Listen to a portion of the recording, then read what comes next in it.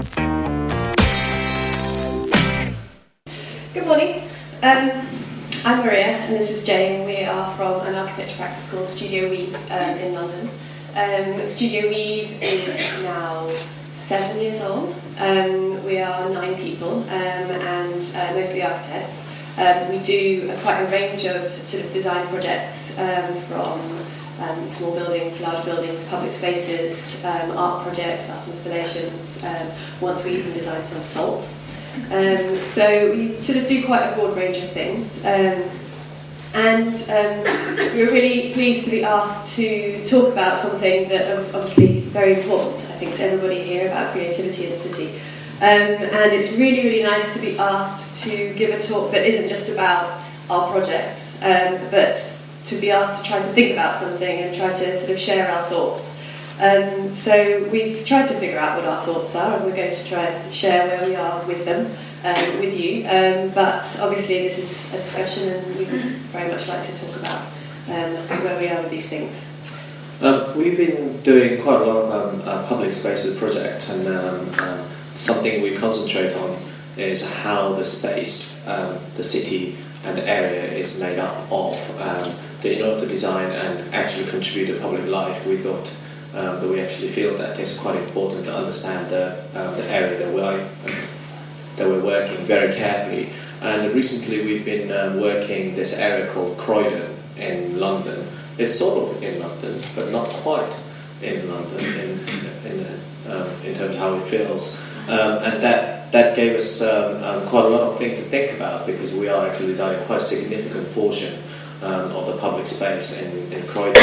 And Croydon is one of those places always wanted to become a city, but never really managed to become a city. And in UK is a very funny understanding of what is a city and how you become a city and how you need to get approval from the Queen and things like that. So we're going to talk about Croydon and how city is not a city, but sort of thinking city. So why did it become a city, and how we go about it. It's all making perfect sense so far. Good. Okay. All right. So basically, we've been thinking about how creativity is important to cities, and one of the ideas that keeps coming up over and over again is collaboration. The kind of one of the main brilliant things about living in a city is that you're more likely to find people who are like you, people who are like-minded, that you can work with, that you can innovate with, and that's why people flock to cities. That's why sort of creative industries are sort of obviously brilliant in cities. And what we're thinking about a lot in our work is how us sort of designing and creating environments, how we can make those conducive to collaboration, how we can help get those things to help facilitate collaboration, and therefore the kind of innovative creative industries in the city can better thrive.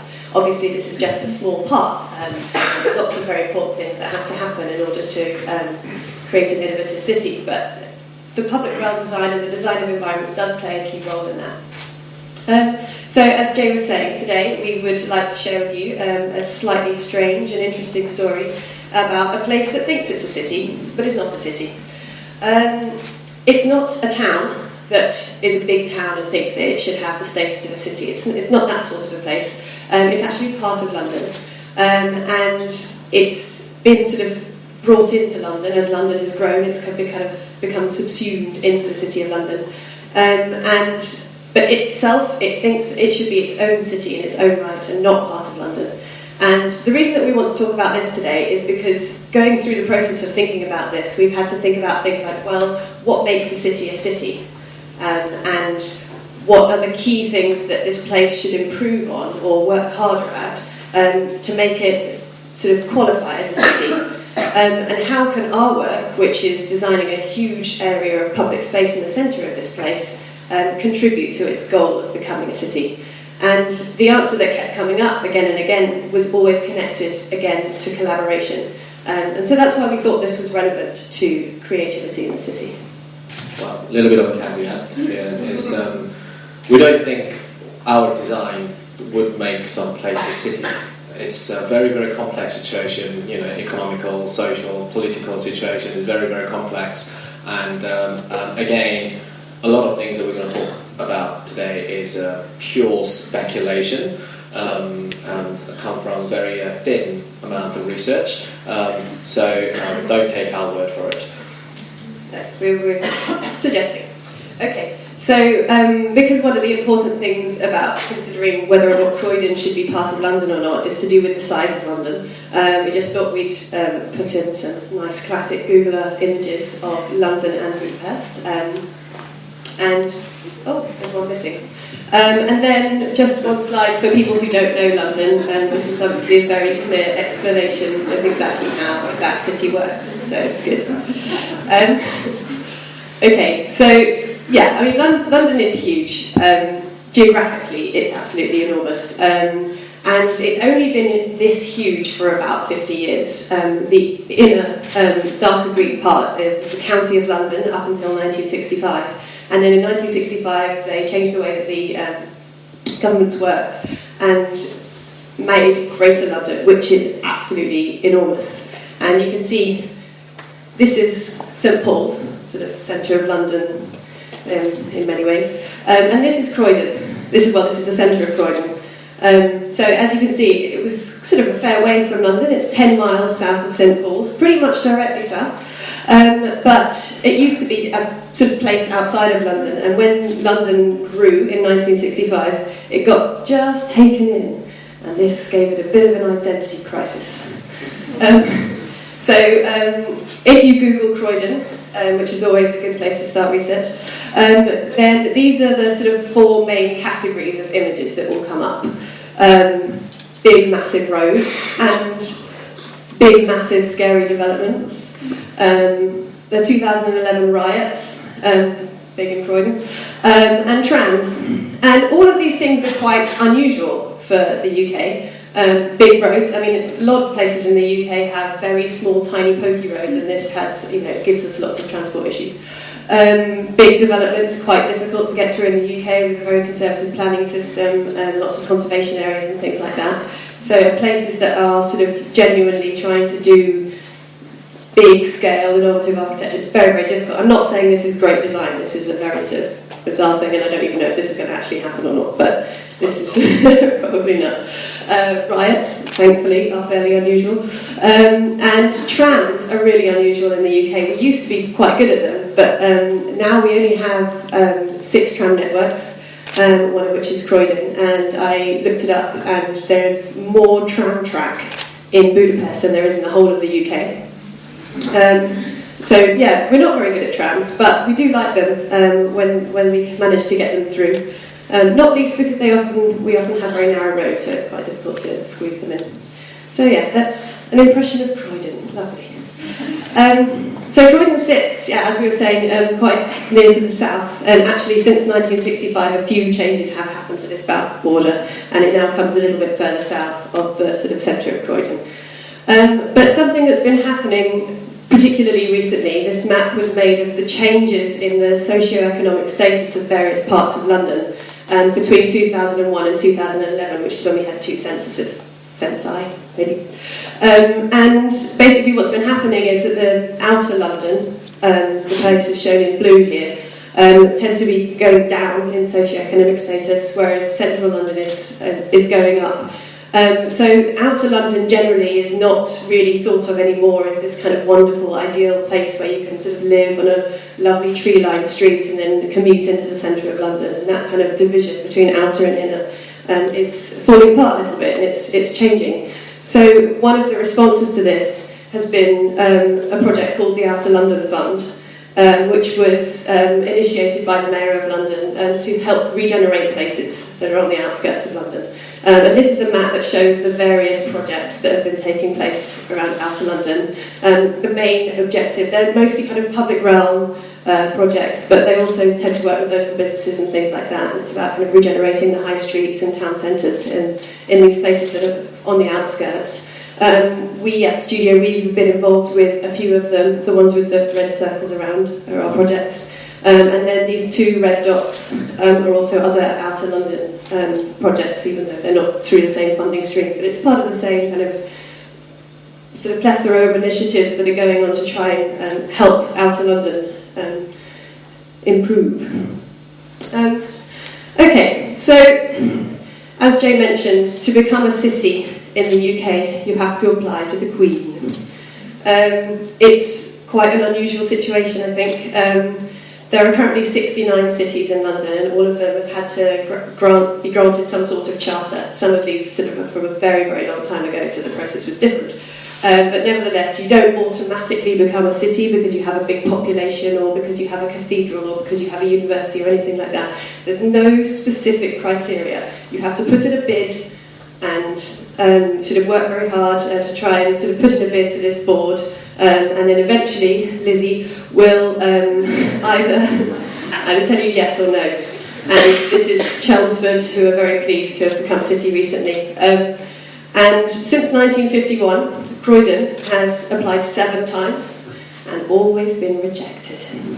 So poor old Croydon. So we thought that when starting to work in Croydon, that the fact that they think that they're a city and the Queen and everybody else thinks, no, you're not a city, was quite interesting. And we thought that when we're designing for this place, we need to understand, do we think that it should be a city? Do we think that it should be a city but it's not a city yet, therefore our project should be working towards helping it reach its goal, or what? And if this is a different situation, this is not a town that thinks it should be a city, if this is part of another city that thinks it should be a city, then what sort of qualifies it? What means that it's not just that it's big enough or important enough, it's also that it's separate enough from London as a whole for that to make sense.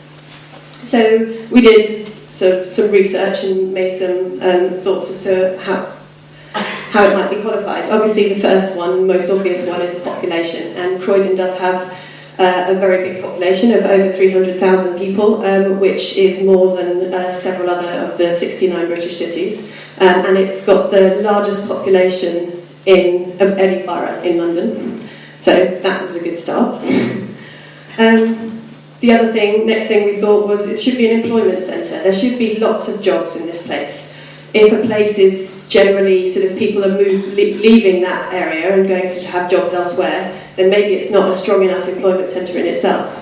So this map shows all the boroughs of London, how sort of the proportion of jobs to the proportion of working age people. So the more orange a place is, the more jobs there are compared to the number of people who live in that borough and could actually work there. So the City of London, right in the middle, that little funny one, has 75 jobs for every person of working age who lives there. So loads and loads and loads and loads of people flock into there. And then the further out of London you get, the less jobs there are. In Croydon, it does okay on this, but there's still a net outward migration from Croydon in order for work. Another thing we thought is, does the name of the borough, is the name of the borough the same as the name of its primary centre?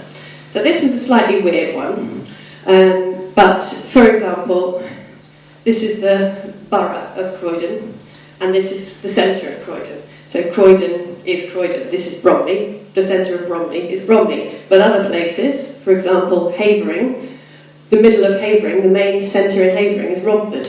So this is a bit strange, but basically we felt that if a place was called by its major centre, then this probably means that this place is thought of as kind of defined mostly by its urban centre, rather than a kind of county, which could be a kind of countryside or something like that has lots of villages and bits and bobs in it. And some London boroughs were just countryside and had a few villages in it, and then eventually they just became sort of suburban sprawl. But places that really were places in themselves and then became London boroughs are a bit different. So this map, all of the ones in dark blue, those boroughs are named after their major centre. The ones in light blue, they're sort of a little bit connected. So for example, Camden, the borough of Camden, the centre is Camden Town, and Enfield is Enfield Town, and the centre of Walthamstow is Waltham Forest. So there's a connection there, but it's not as strong as sort of Ealing is Ealing, for example.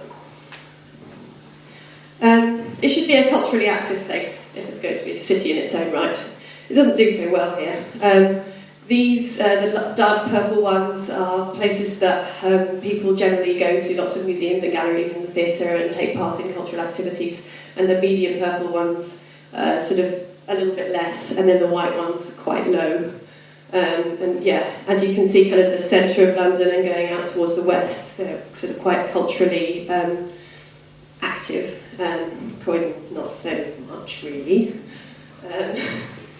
And then this was quite an interesting one. So there was a survey done about whether people felt that they could get on with their neighbours if their neighbours were from a different background.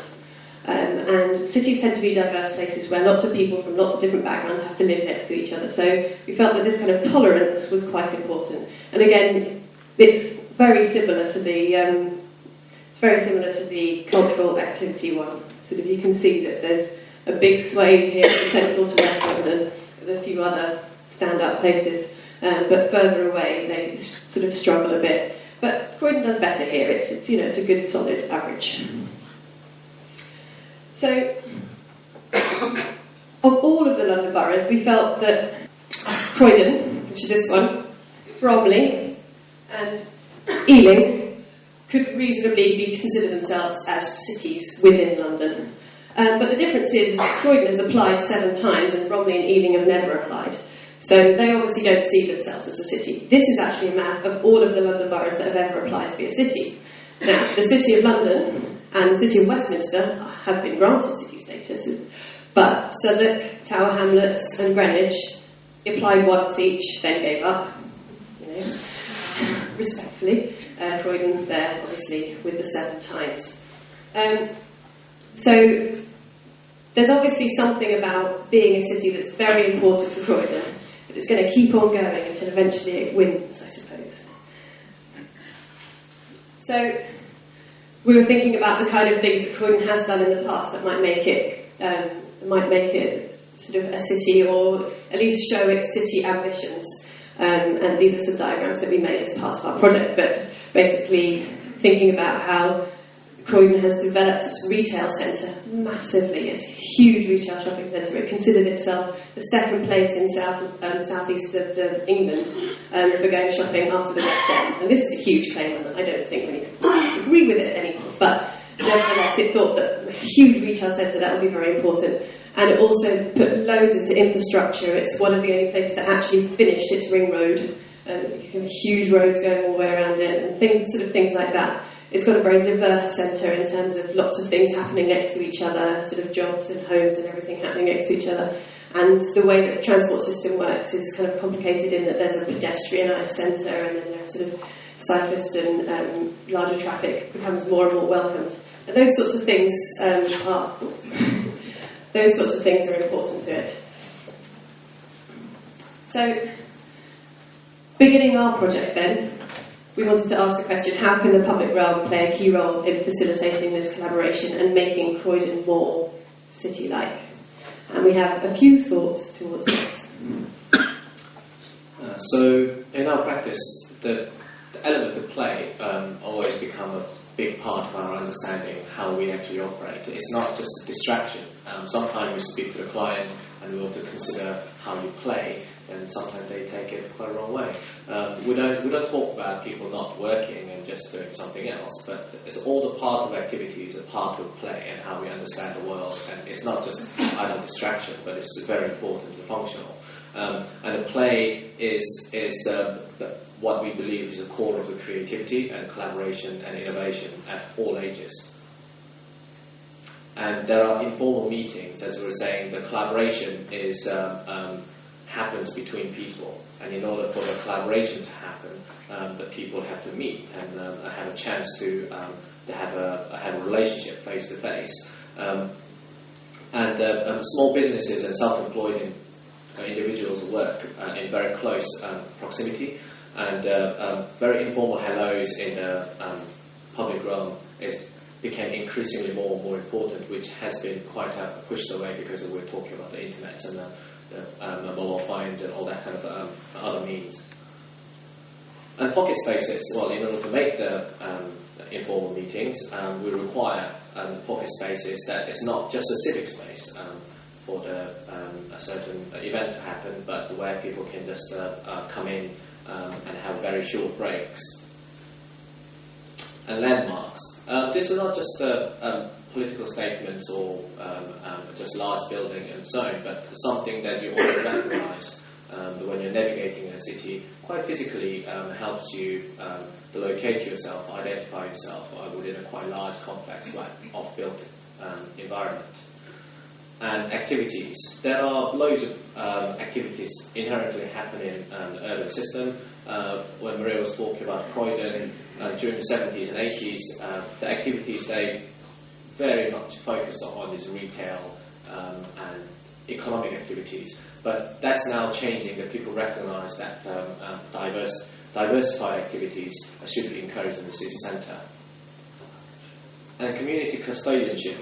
Again, this is one of another key parts of what we would like to think about when we do a project is when people have sense of ownership of the public space. It's not just owned and maintained by someone else, most times the government. Then they start to actually look after it, like the people would look after their own gardens, their own living room. And walking and cycling. Again, this is kind of again related to the informal meetings and the pace of your living in the city. Past few decades has been vehicle-dominated cities, and where cars has been dominating our city centres. But at least in London now, the huge movement, and not just pedestrianising certain town centres, but encouraging people to cycle and put more bicycle locks in, where your movement is slower, your awareness of your environment is much better than the hidden behind a vehicle, which encourages people to have informal meetings and interact with each other. And greening. Green spaces have a huge emotional relationship with how we interact with a city. I mean, everyone likes plants, everyone likes trees, although not everyone. Yeah, most people. So, for past several projects, whenever you plant something on the street, people instantly love it. Ooh, plants, nice. Apple trees, cool. And it's really, really This week we had some apple trees stolen from one of our projects. We're very sad. They like them too much. Yes, emotional. And the cultural events. We've been involved in a lot of event-based projects that encourage people that we would like to think that encourages people to have more sense of ownership of their own space, because this is not just a space that they can just walk past, but they can have their activities that they can enjoy, like public planting, big street parties, and we've done some screenings in strange places. I should say that one of the things that's come out of the Outer London Fund is that the briefs for designing public spaces has expanded a bit, and one of the extra things that it started to include is actually providing events. So it's not just about the hardware of creating spaces, but also kind of about the software and sort of starting to show people how they might use this differently. So whether it's sort of organising a huge party or a sort of special market event or a big film screening or some sort of community activity or something. So to actually start the process of using that space as well as just designing the hard kind of the paving and the landscape of that space as well.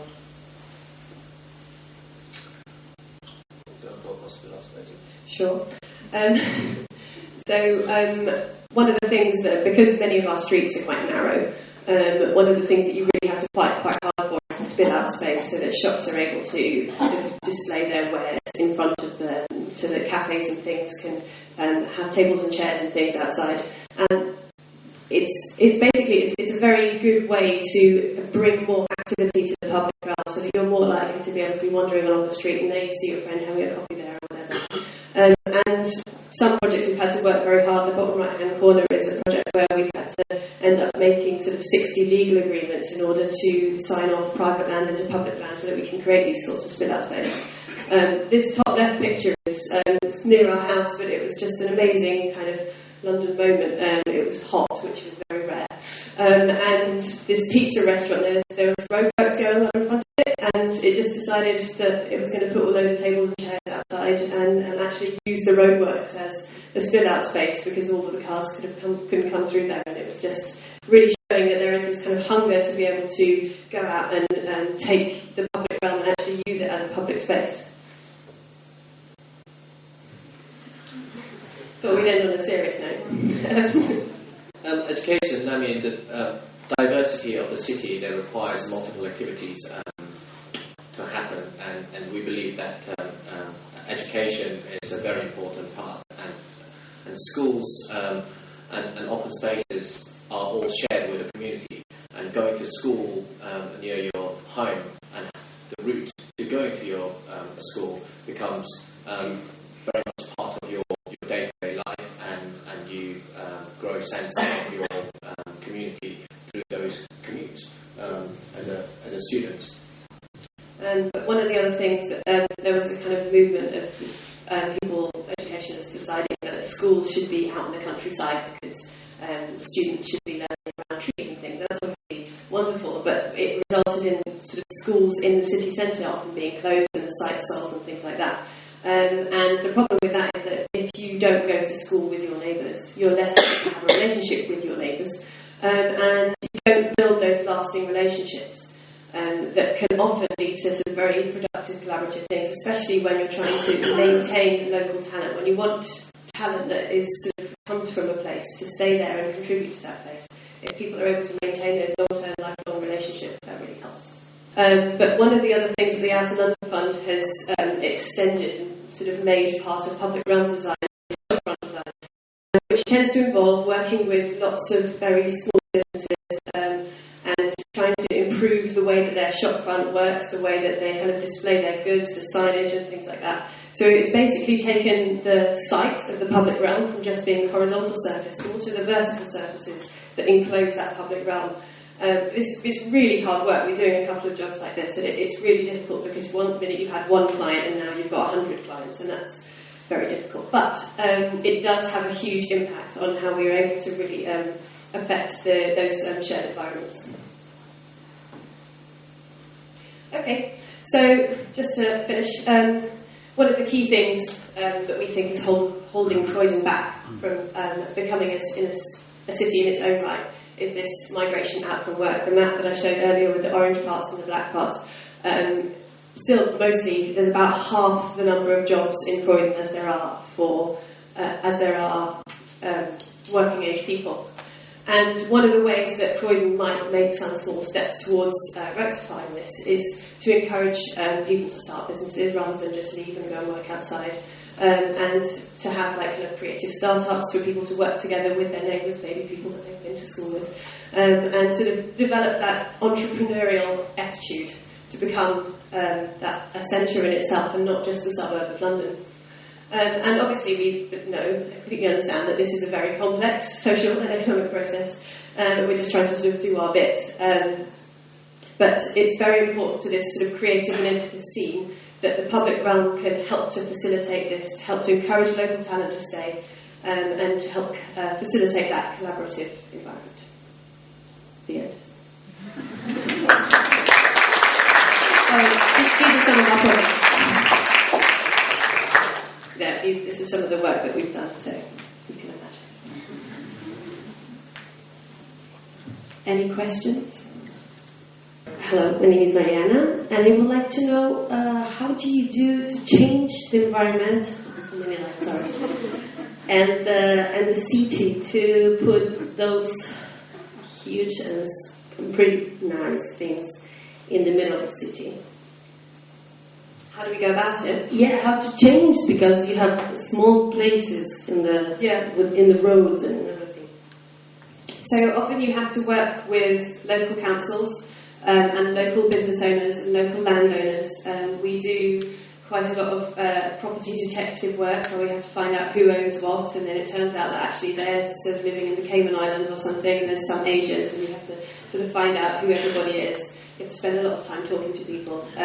We've done projects where we've rented a local shop on the street, an empty shop, and then sort of had workshops and activities and try to sort of get ourselves embedded in the community a little bit and sort of find out what needs to be done in that area. Trying to make something that we can raise funding for is obviously, often quite difficult. And we've been involved in the fundraising aspects of quite a lot of projects. Although there are a lot of our projects are publicly funded, so funded through schemes like OLF, which is the Mayor's Regeneration Fund, Transport for London, sort of often a source of money, because if you can improve the way that transport works for pedestrians, for buses, for cyclists, and things like that, then that ticks certain boxes, and you can sort of get funding through that. But it involves talking to lots and lots of different people, I suppose. Also, the UK is in a slightly a funny position with their planning laws and how the public has quite a huge power to stop the work from the beginning, and often that unfortunately result in just doing exactly the same thing again and again and again, because if you try to do something slightly different, that's where the create tensions and all the rejections and things begins. The only way to resolve it is really to talk to people. And that's where we spend huge amount of our time. Sometimes not paid for. I don't know why we do. Sometimes it is paid for. Well, yeah, sometimes it is paid for. Yeah. But in order to change that kind of attitude of being safe, you have to convince people all the time and prepare for some time you might lose. My question is that what would be the exact benefit for the locals if they become a city? Croydon become a city. That is an excellent question, with no very clear answer, unfortunately. Basically, if you are granted city status, you can call yourself a city. It's very funny. It's just the kind of prestige of that. So, for example, Reading, which is a town to the west of London, has applied a few times to become a city and also been rejected. And so it's given up and it's just calling itself a city now. But everybody knows it's not true. And it has city centre on its buses and things like that, but it's a lie. And now you all know that too. Well, another part is it's really about the sense of place and the pride of your public space, and everyone obviously attacks themselves where they come from. I'm pretty sure most of you love Budapest as much as we love London. So if your place is called a city and there's some status, that all comes together. Yeah. If it depends on other things that special building issues or roads or community affairs, why do you do these activities? Why don't you lobby I don't know, in a social field for that? To become Croydon as respectful or whatever. I think there are loads of ways to achieve that, and as I said from the beginning, what we do is a very small part of the makeup of what place become city or not. Obviously there are loads of other people working in different areas. For example, they do a lot of events in Certain Square that recently has been made by a developer. It's actually operated by a developer. It's private, but they opened up so people can have bake-offs and they can operate markets and things. It happens left, right, and centre. That we were giving an example of what we can do as, architectural designers or architects. All right, thank you.